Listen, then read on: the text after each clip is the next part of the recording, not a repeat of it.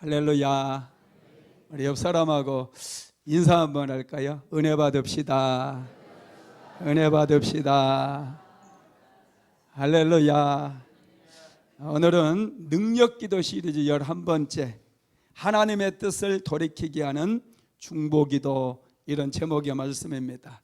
중보기도는 이미 결정된 하나님의 뜻이라 할지라도 돌이키게 하는 강력한 능력입니다. 여러분, 기적이 언제 일어납니까? 기적은 기도할 때 일어납니다. 성경 공부도 중요하고 사역하고 헌신하는 것도 중요해요. 그러나 기도하지 않으면 절대 성령의 역사가 일어나지 않습니다. 삶에 기적이 일어나지 않아요. 문제가 해결되지 않는다는 것이죠.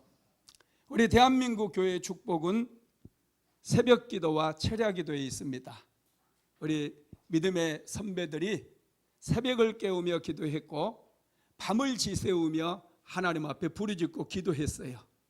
삼천리 방방곡곡마다 부흥의 불길이 타올랐고 교회들이 세워지게 되었다는 거죠. 뿐만 아니라 하나님께서 이 땅을 복주심으로 인해서 세계 8대 경제대국이 될 수가 있었던 것이죠. 여러분, 그렇습니다. 기도하면 성령의 역사가 일어납니다. 기도하면 질병도 치료받고 가난도 치료받고 귀신도 떠나갑니다. 할렐루야. 능력기도 시리즈 말씀을 우리가 계속 나누고 있는데, 듣고 흘리는 것이 아니라 결단하고 기도함으로 하나님의 영광을 보는 저와 여러분 되시기를 주님의 이름으로 축복합니다. 기도는 우리의 신앙을 결정합니다. 무신론자들에게는 기도가 없어요. 그들에게는 기도할 대상도 없습니다. 기도할 내용도 없습니다. 심지어는 그들의 영혼을 의탁할 수 있는 그분이 안 계시는 거예요. 그래서 죽을 때에 방황하는 겁니다. 선부동 살 때 어떤 분은 안 돼 하면서 돌아가시는 걸 봤어요. 안 되는 거죠. 영혼을 의탁할 수 있는 분이 안 계시기 때문에 죽음을 용납할 수가 없는 거예요. 그래서 안 되라고 하는 마지막 비명을 남기고 죽었습니다. 여러분, 기도는 하나님의 아이디어입니다. 갓 아이디어예요. 굿 아이디어가 아닙니다. 기도는 하나님께서 만드신 거예요. 그래서 기도하면 은혜가 부어집니다. 기도하면 역사가 일어납니다. 문제도 해결됩니다. 하나님의 능력을 끌어옵니다. 축복의 문도 열려지고 기회의 문도 열려진다는 것이죠. 특별히 오늘은 중보기도에 대해서 말씀을 나누겠는데, 중보기도가 얼마나 강력한지 이미 결정된 하나님의 뜻을 돌이키는 그런 역사가 일어나게 되죠. 여러분, 중보기도가 뭘까요? 중보기도는 어떤 사람을 대신해서 하나님께 나아가는 것입니다. 하나님과 내 기도가 필요한 사람, 기도를 할 수 없는 그 사람 사이에 서서 내가 대신 그분을 위해서 기도하는 것, 이것이 중보기도라는 거예요. 아플 때 우리가 기도하기 어렵습니다. 또 어떤 참담한 상황 속에 놓이게 되면 스스로 기도하기가 굉장히 어려워요. 그럴 때 우리 믿음의 백성들이 하나님 앞에 나아가서 그분을 대신해서 하나님 앞에 기도하게 되면 역사가 일어난다는 거예요. 사무엘상 7장에 보면은 사무엘 선지자가 모든 이스라엘 백성들을 미스바라고 하는 곳으로 다 불러 모읍니다. 그리고 그들이 하나님의 말씀을 온전히 순종하지 못했던 것에 대해서 책망을 하게 되고 모든 백성들이 회개하면서 통곡하며 눈물을 흘립니다. 이스라엘 백성들의 마음이 새로워져요. 그런데 마치 블레셋이 이스라엘 백성들이 모인 것을 알고 이제 쳐들어오게 됩니다. 그때 이스라엘 백성들이 사무엘에게 나와서 이렇게 얘기합니다. 당신은 우리를 위하여 우리 하나님 여호와께 쉬지 말고 부르짖어 우리를 블레셋 사람의 손에서 구원하게 하소서. 그래요. 그래서 사무엘 선지자가 하나님 앞에 나아가서 간절히 부르짖고 기도합니다. 하나님께서 그 기도에 응답하셔가지고 하늘에서 엄청난 폭우를 내리시고 번개와 우레를 내려쳐버려요. 블레셋 사람들은 엄청나게 충격을 받게 되고 혼비백산해서 도망을 치게 됩니다. 이스라엘 백성들이 그들을 추격해서 블레셋을 진멸하게 되죠. 엘리 제사장 이후에 블레셋은 이스라엘의 실질적인 통치자들이었어요. 게셀에 블레셋 수비대를 설치하고 이스라엘 백성들을 압제하고 그들을 다스렸던 것이죠. 그런데 하나님의 은혜로 그들이 블레셋의 압제에서 해방받게 되었다라는 것이죠. 여러분, 그렇습니다. 하나님 앞에 나아가서 기도할 때, 누군가가 하나님 앞에 나아가서 기도할 때 역사가 일어나고 기적이 일어나고 문제가 해결되는 거 믿으시기를 주님의 이름으로 축복합니다. 오늘 우리가 읽은 본문 말씀은 여러분, 이스라엘 백성들이 하나님을 원망하고 거역하는 그런 내용이 기록이 되어 있어요. 민수기서 14장 앞부분에 보면은 이스라엘 백성들 이제 가나안 땅에 들어가게 하기 위해서 모세가 12명의 정탐꾼을 가나안 땅으로 보내게 됩니다. 그리고 가나안 땅을 두루 탐지하고 난 다음에 백성들에게 보고하는 그런 일이 생기게 되는데, 이 보고하고 난 이후에 일어났던 사건이 오늘 본문과 연결이 되어지는 것이죠. 12명의 정탐꾼들은 가나안 땅을 보고 악평을 합니다. 12명의 정탐꾼들 중에 10명의 정탐꾼이 가나안 땅을 보고 악평을 해요. 여호수아와 갈렙은 가나안 땅을 보고 그들은 자신감을 갖습니다. 우리가 올라가자고 그래요. 하나님께서 주신 젖과 꿀이 흐르는 땅이라고 보고를 하죠. 똑같은 땅을 보았는데 10명의 정탐꾼은 부정적인 보고를 해요. 그러나 여호수아와 갈렙은 똑같은 땅을 보았는데 그 땅은 젖과 꿀이 흐르는 땅이라고 얘기하고, 우리 하나님께서 우리와 함께 하시니 우리가 올라가서 그 땅을 차지하자, 이렇게 얘기하죠. 여러분, 무엇이 이렇게 차이를 만들었을까요? 엄청난 차이입니다. 10명의 정탐꾼은 하나님이 주신 땅을 악평했어요. 그리고 그 땅에는 거민들이 살고 있고 우리는 그들 앞에서 메뚜기와 같다고 보고를 해요. 그러나 여호수아와 갈렙은 그 땅은 젖과 꿀이 흐르는 땅이고 하나님께서 주신 땅이고 우리가 올라가서 차지하자, 그들은 우리의 밥이다고 그렇게 보고를 하게 되죠. 여러분, 무슨 차이일까요? 믿음의 차이입니다. 할렐루야. 여러분, 믿음이 있는 사람은 자신감이 있어요. 믿음이 없는 사람은 늘 부정적이고 늘 남의 탓하고 원망하고 불평하는 그런 삶을 살아요. 그러나 믿음이 있는 사람은 환경이나 그런 데에 여러분 얽매이지 않습니다. 우리가 인생을 살다 보면 환경은 항상 어렵습니다. 경기가 좋다는 얘기를 제가 들어본 적이 없어요. 정말 호황인 시절에도 사람들은 경기가 나쁘다고 얘기를 합니다. 믿음의 사람들은 경기와 상관없어요. 환경과 상관없어요. 어떤 상황 속에서도 믿음을 붙들고 나아가기 때문에 긍정적인 마음으로 살아갈 수 있고 세상을 두려워하지 않습니다. 하나님께서 나와 함께 하시니 나에게는 오늘이 좋은 날이고 축복의 날이고 은혜의 날이고 기적의 날이다, 이렇게 선포하고 나아가게 된다라는 것이죠. 그런데 여러분, 이렇게 똑같은 땅을 보고 두 가지 보고로 나뉘었는데 이스라엘 백성들은 어떤 보고를 선택을 합니까? 부정적인 보고를 그들은 받아들이고 부정적인 보고를 자기들이 이 형편과 사정에 맞다고 생각을 합니다. 그래서 그들은 부정적인 보고를 듣고 밤새도록 통곡하고 하나님을 원망하는 일을 해요. 민수기서 14장 1절에서 3절 같이 읽어봅시다. 온 회중이 소리를 높여 부르짖으며 백성이 밤새도록 통곡하였더라. 이스라엘 자손이 다 모세와 아론을 원망하며 온 회중이 그들에게 이르되 우리가 애굽 땅에서 죽었거나 이 광야에서 죽었으면 좋았을 것을 어찌하여 여호와가 우리를 그 땅으로 인도하여 칼에 쓰러지게 하려 하는가? 우리 처자가 사로잡히리니 애굽으로 돌아가는 것이 낫지 아니하랴. 아멘. 그들은 부정적인 보고를 받아들여 버려요. 그리고 마치 아직 닥치지도 않는 그 모든 상황이 자기들에게 다가왔다 생각하고 그들은 밤새도록 통곡하면서 하나님을 원망하고 모세를 원망했다는 거예요. 그리고 그들이 결론을 내리기를 애굽으로 돌아가자는 거예요. 얼마나 여러분 기가 막힙니까? 정말 여러분 기가 막히지 않겠어요? 정말 기가 막혀가지고 하나님께서 이스라엘 백성들의 이 통곡하는 소리, 원망하는 소리 듣고 나서 엄청나게 진노를 하십니다.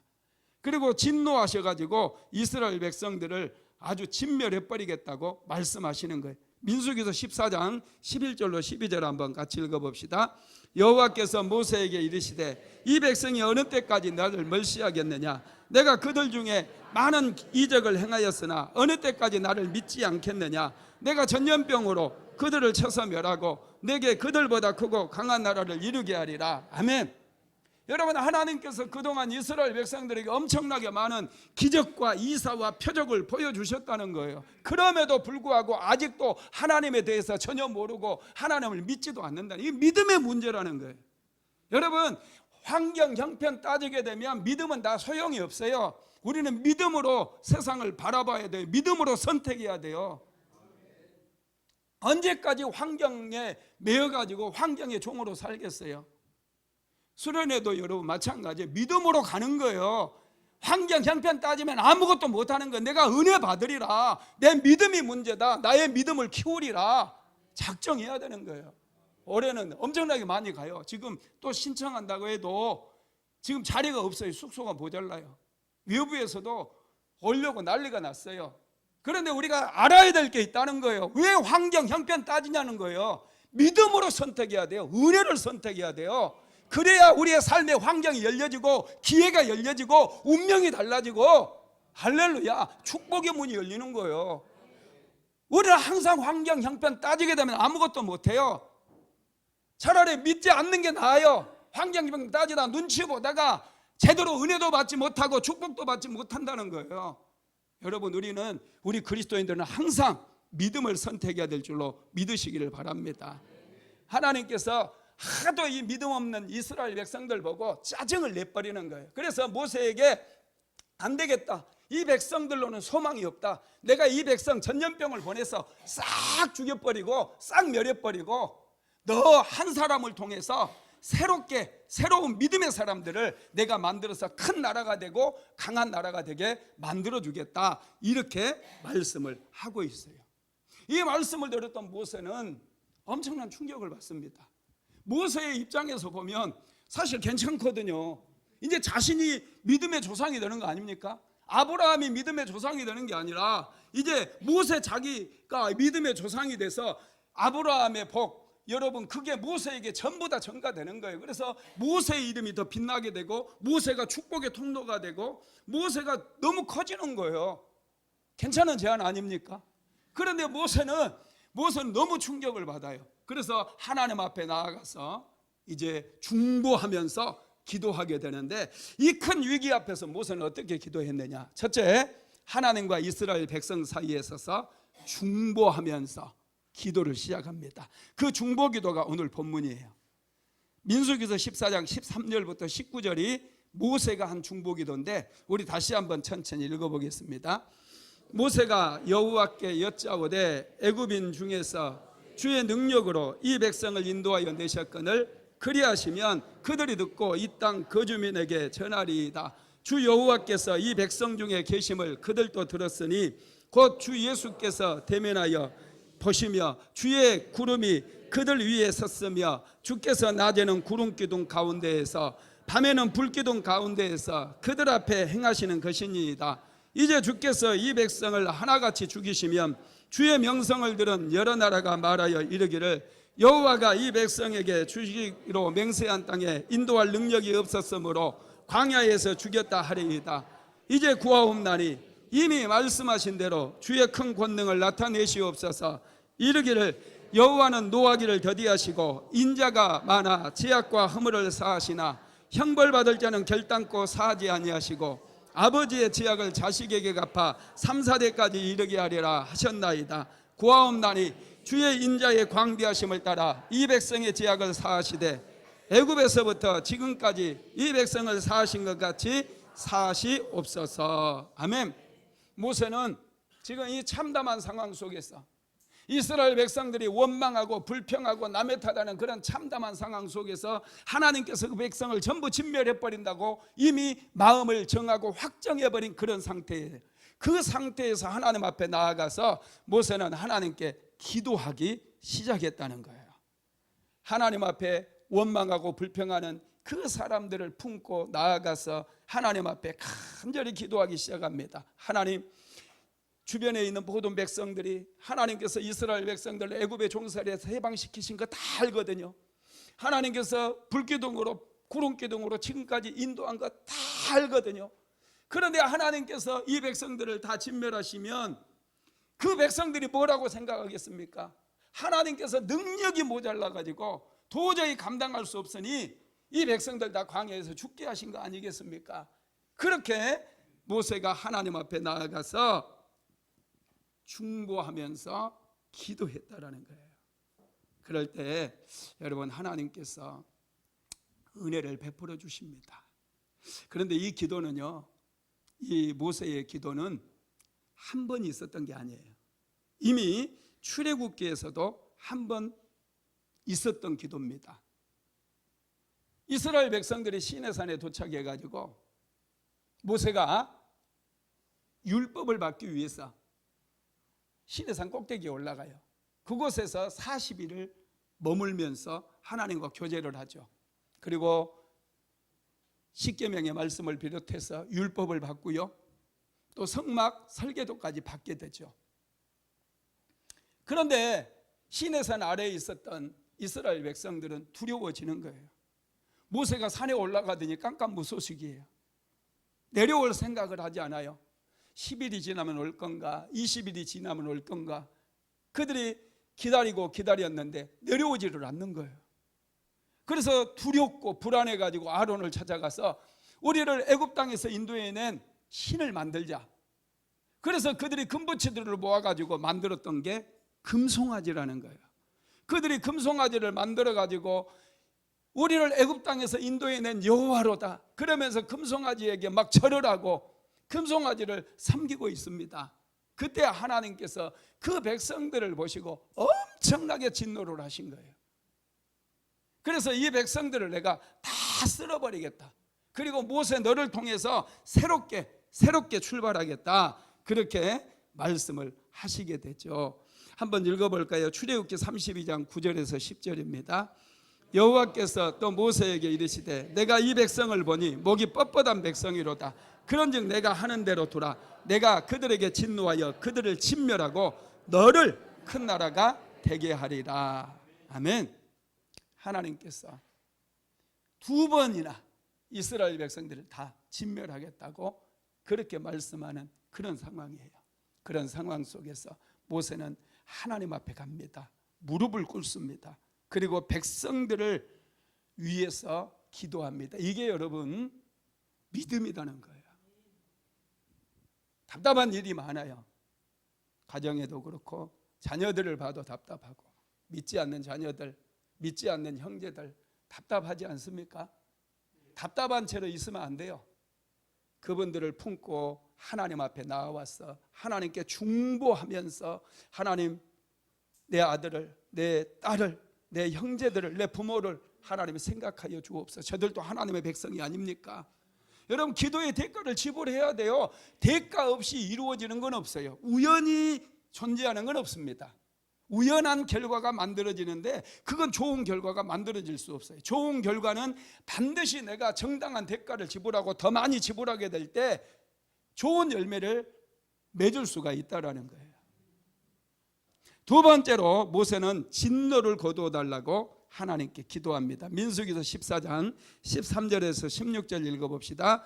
모세가 여호와께 여짜오되 애굽인 중에서 주의 능력으로 이 백성을 인도하여 내셨거늘 그리하시면 그들이 듣고 이 땅 거주민에게 전하리이다. 주 여호와께서 이 백성 중에 계심을 그들도 들었으니 곧 주 여호와께서 대면하여 보이시며 주의 구름이 그들 위에 섰으며 주께서 낮에는 구름 기둥 가운데에서 밤에는 불 기둥 가운데에서 그들 앞에 행하시는 것이니이다. 이제 주께서 이 백성을 하나같이 죽이시면 주의 명성을 들은 여러 나라가 말하여 이르기를 여호와가 이 백성에게 주기로 맹세한 땅에 인도할 능력이 없었으므로 광야에서 죽였다 하리이다. 아멘. 하나님 앞에서 이 백성을 진멸하시면 안 됩니다. 하나님 진노를 거두어 주옵소서. 이렇게 기도해요. 이방 백성들이 어떻게 생각하겠습니까? 하나님 체면을 생각하셔야죠. 하나님을 설득하면서 모세가 기도하죠. 금송아지 사건 때도 똑같이 기도하더라고요. 한번 읽어볼까요? 출애굽기 32장 11절로 12절 시작. 모세가 그의 하나님 여호와께 구하여 이르되 여호와여 어찌하여 그 큰 권능과 강한 손으로 애굽 땅에서 인도하여 내신 주의 백성에게 진노하시나이까? 어찌하여 애굽 사람들이 이르기를 여호와가 자기 백성을 산에서 죽이고 지면에서 진멸하려는 악한 의도에 인도에 내었다고 말하게 하시려 하나이까? 주의 명렬한 노를 그치시고 뜻을 돌이키사 주의 백성에게 이 화를 내리지 마옵소서. 주의 진노를 거두어 달라는 거예요. 하나님의 진노를 거두어 주시고 이 백성을 불쌍히 여겨달라고 기도를 하고 있습니다. 하나님을 막 설득하고 있어요. 모세가 참 놀랍죠. 세 번째로 하나님의 신실하심에 호소하며 기도합니다. 출애굽기 32장 13절 한번 읽어봅시다. 주의 종 아브라함과 이삭과 이스라엘을 기억하소서. 주께서 그들을 위하여 주를 가리켜 맹세하여 이르시기를 내가 너희의 자손을 하늘의 별처럼 많게 하고 내가 허락한 이 온 땅을 너희의 자손에게 주어 영원한 기업이 되게 하리라 하셨나이다. 모세는 하나님의 신실하심에 의지해서 기도해요. 하나님 400년 전에 아브라함에게 약속하지 않았습니까? 하나님께서는 용서하시고 긍휼이 많으시며 그 백성들을 천대까지 복을 주시겠다고 약속하지 않았습니까? 하늘의 별처럼 바닷가의 모래알처럼 많게 되리라고 말씀하지 않았습니까? 이렇게 하나님의 말씀 약속을 근거해 가지고 모세는 중보하면서 기도했다라는 것이죠. 그 기도를 들으시고 하나님께서 모세에게 져주셔요. 참 놀랍죠. 한번 읽어볼까요? 출애굽기 32장 14절입니다. 여호와께서 뜻을 돌이키사 말씀하신 화를 그 백성에게 내리지 아니하시니라. 하나님께서 뜻을 돌이켰대요. 진멸하기로 결정을 해버렸는데 하나님의 뜻을 돌이켰어요. 모세의 기도가 하나님의 뜻을 돌이키게 하는 그런 능력이 있었다는 거예요. 그래서 우리는 모세가 했던 기도를 다시 한번 우리가 묵상을 해야 돼요. 깊이 있는 묵상을 통해서 저와 여러분도 이런 기도를 드릴 수 있어야 돼요. 한번 읽어봅시다. 모세는 기도하면서 하나님의 성품을 이야기하는데요. 출애굽기 34장 6절로 7절 한번 읽어봅시다.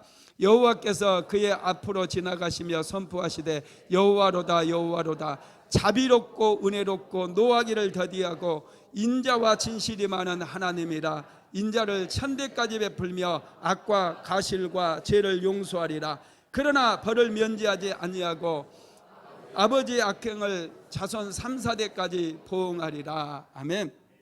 모세는 하나님께는 두 가지의 성품이 있다는 걸 알았어요. 하나는 은혜롭고 자비로우시며 인자와 진실하심이 많아서 천대까지 용서해 주시고 축복해 주시는 그런 분이라는 걸 알았어요. 그리고 또 하나는 아버지의 악향을 3, 4대까지 갖겠다라고 하는 공의의 하나님의 그 성품도 모세는 알았어요.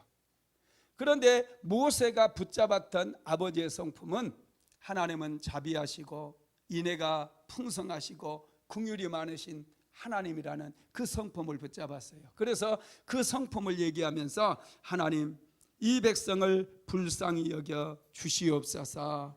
하나님 이 백성을 용서하여 주시옵소서. 그렇게 기도했다라는 것이죠. 민수기서 14장 17절로 18절 한번 읽어봅시다. 이제 구하옵나니 이미 말씀하신 대로 주의 큰 권능을 나타내시옵소서. 이르시기를 여호와는 노하기를 더디하시고 인자가 많아 죄악과 허물을 사하시나 형벌받을 자는 결단코 사하지 아니하시고 아버지의 죄악을 자식에게 갚아 3, 4대까지 이르게 하리라 하셨나이다. 아멘. 모세는 하나님의 인자와 긍휼하심에 맞춰가지고 기도를 했어요. 그래서 하나님께서 모세에게 은혜를 베풀어 주시는 거예요. 여러분, 이게 믿음이에요. 이미 하나님의 마음이 돌아설 수 있어요. 그러나 그 마음을 다시 우리에게로 돌이킬 수 있는 것은 기도입니다. 기도하면 하나님께서 우리를 긍휼히 여겨주시고, 기도하면 여러분 하나님께서 우리에게 은혜를 베풀어 주셔요. 이게 믿음인 거예요. 하나님은 좋으신 분이십니다. 하나님에 대해서 우리가 분명히 알아야 돼요. 하나님은 좋으신 하나님이고, 내가 기도하면 응답해 주시는 분이고, 문제도 해결해 주신 분이고, 하늘의 문도 열어주시는 분이라는 그런 믿음이 있어야 돼요. 그래야 우리가 기도할 수 있어요. 이 믿음이 없으면 우리는 기도를 하지를 못해요. 모세를 보세요. 분명한 믿음이 있어요. 하나님의 백성들이 계속해서 범죄하거든요. 원망하고 불평하거든요. 하나님은 진노하셨어요. 이번이 두 번째예요. 한 번 더 이런 일이 있게 된다면 어떻게 되겠어요? 하나님도 어쩔 수가 없는 거죠. 모세도 어쩔 수가 없는 거죠. 그래서 모세는 이 하나님 앞에서 내 이름을 생명책에서 지워달라고까지 하면서 그 백성들을 용서해달라고 기도하는 내용이 나와요. 출애굽기 32장 32절 한번 읽어볼까요?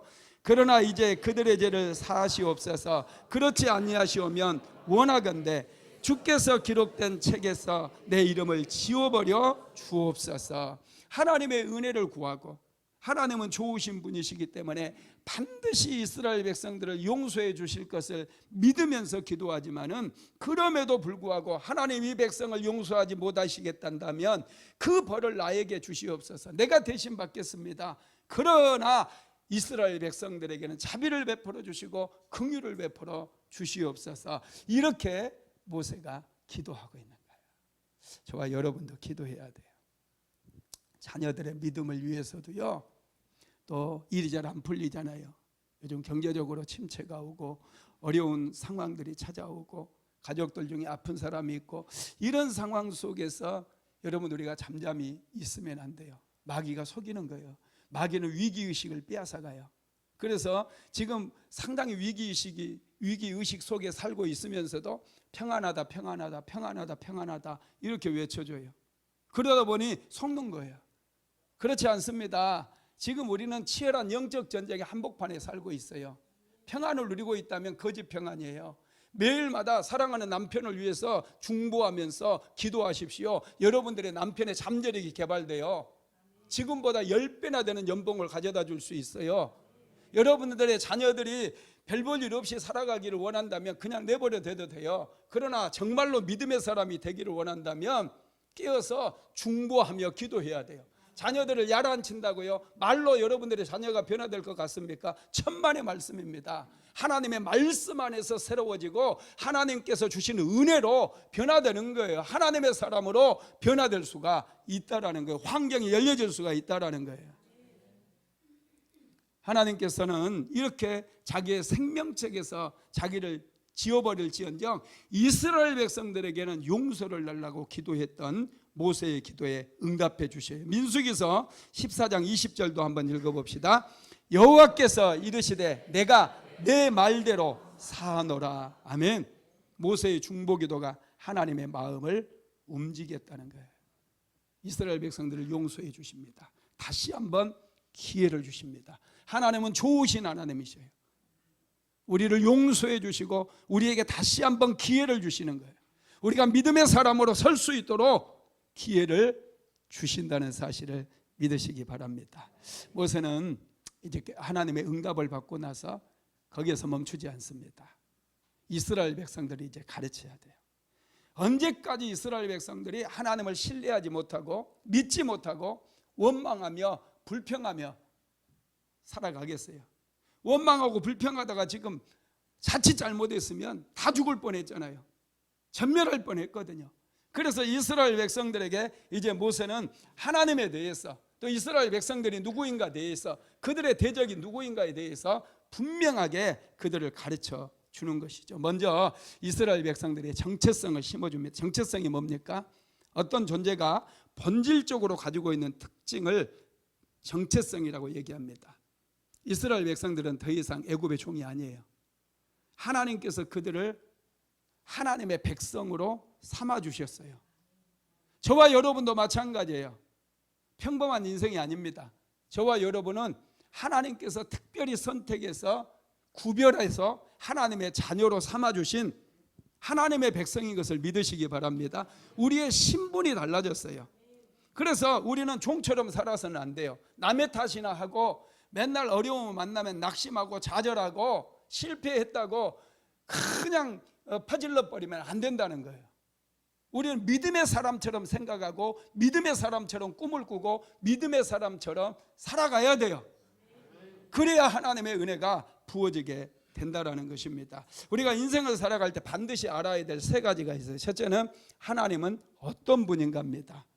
여러분, 모세가 미디안 광야에서 양을 치다가 하루는 호렙산에 들어가게 되었는데 그곳에 떨기나무에 불이 활활 타오르고 있었어요.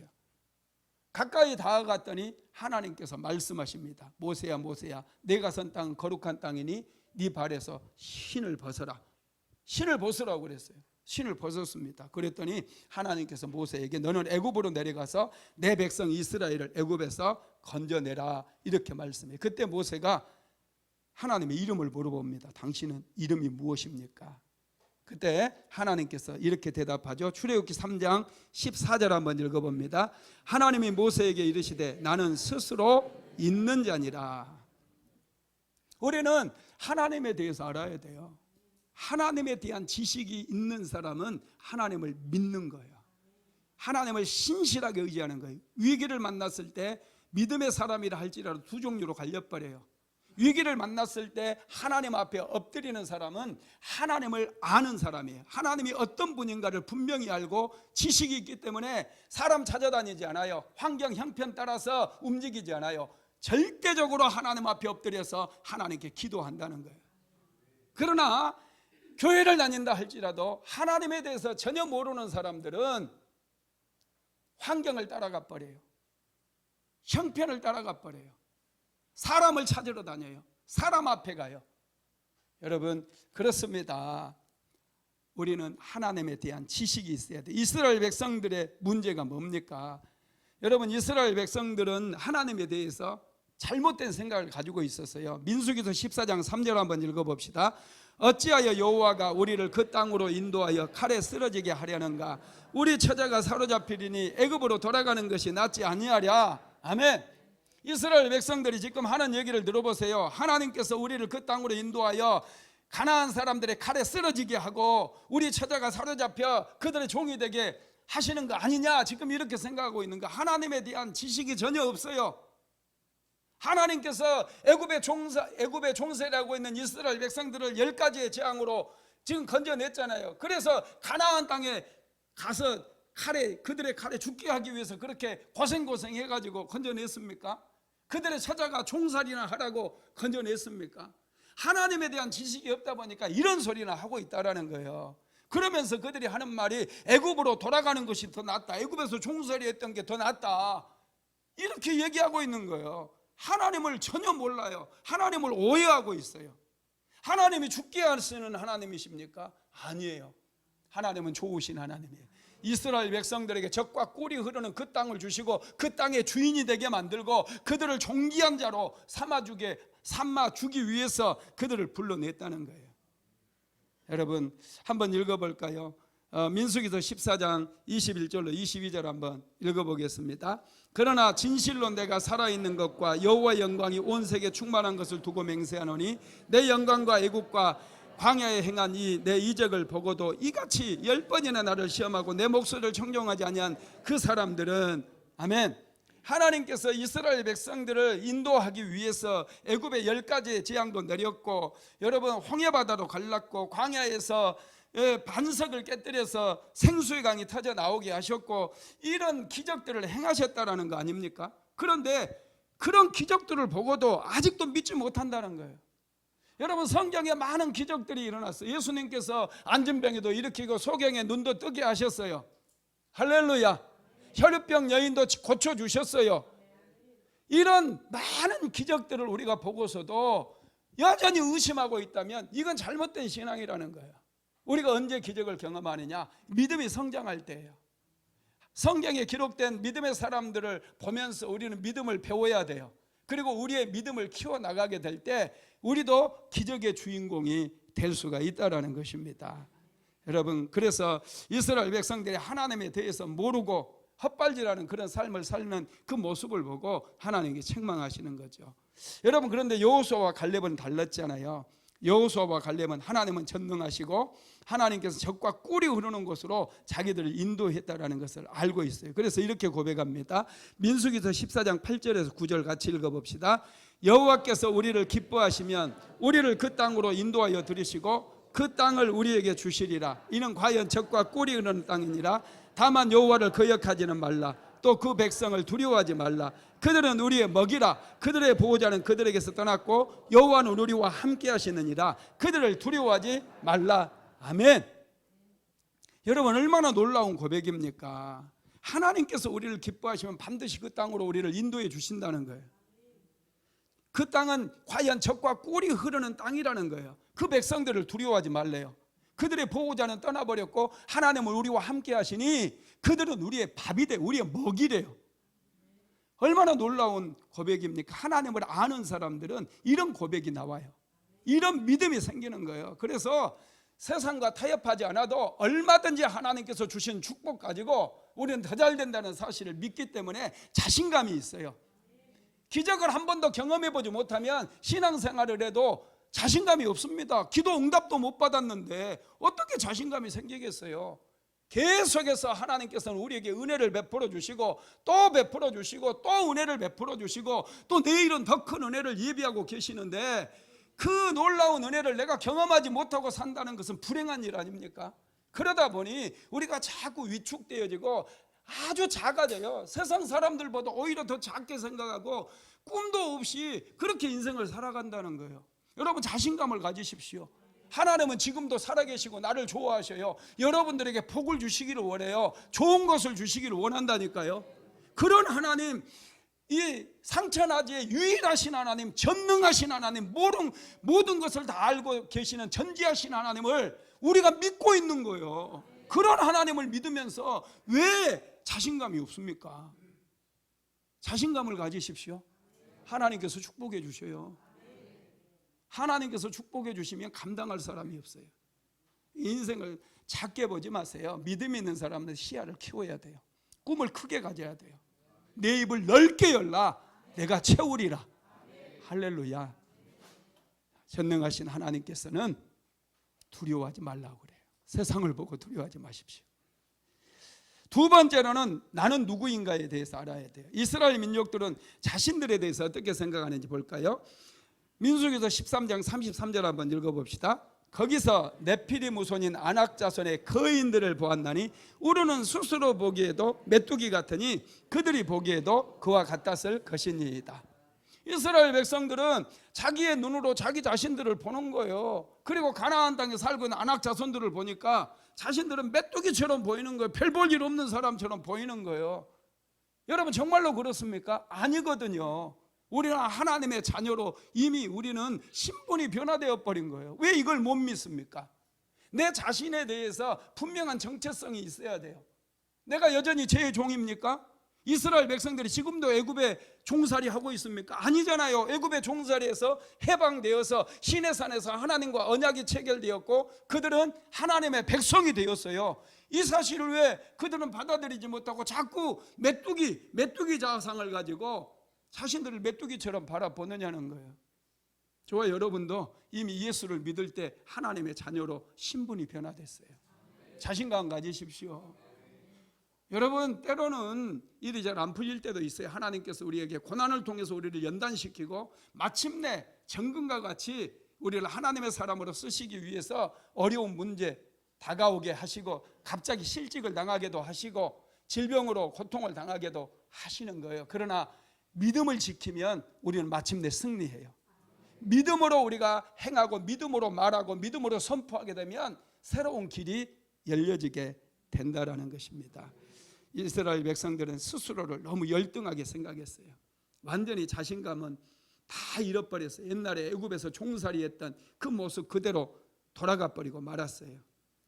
하나님께서는 그들을 제사장 나라로 생각하고 있거든요. 출애굽기 19장 5절로 6절 한번 읽어봅시다. 세계가 다 내게 속하였나니 너희가 내 말을 잘 듣고 내 언약을 지키면 너희는 모든 민족 중에서 내 소유가 되겠고 내가 내게 대하여 제사장 나라가 되며 거룩한 백성이 되리라. 너는 이 말을 이스라엘 자손에게 전할지니라. 아멘. 하나님께서는 이스라엘 백성들을 제사장 나라가 되며 거룩한 백성이 될 것이라고 말씀을 하셨어요. 하나님이 말씀하시면 그렇게 되는 거예요. 할렐루야.